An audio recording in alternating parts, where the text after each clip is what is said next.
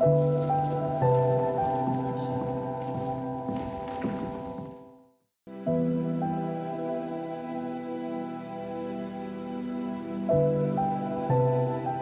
y a un problème de mémoire de l'immigration.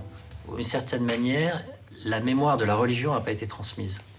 Souvent, parce qu'elle n'était pas connue. Et avec des différences d'ailleurs. Les Algériens ont été très désislamisés. Quand ils sont arrivés, ils étaient beaucoup plus désislamisés que les Marocains qui sont venus un peu plus tard. Mais dans tous les cas, la mémoire n'a pas été transmise.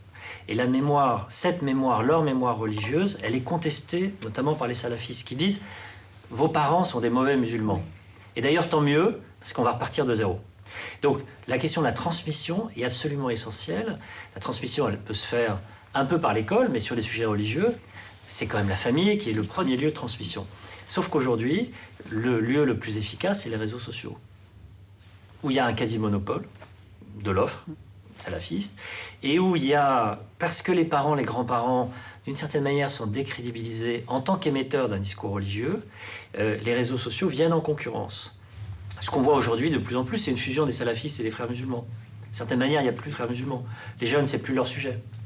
Donc, ça il faut l'inventer en acceptant que les vieilles recettes ne peuvent plus fonctionner, pour des raisons démographiques, et notamment à cause de cette rupture de mémoire.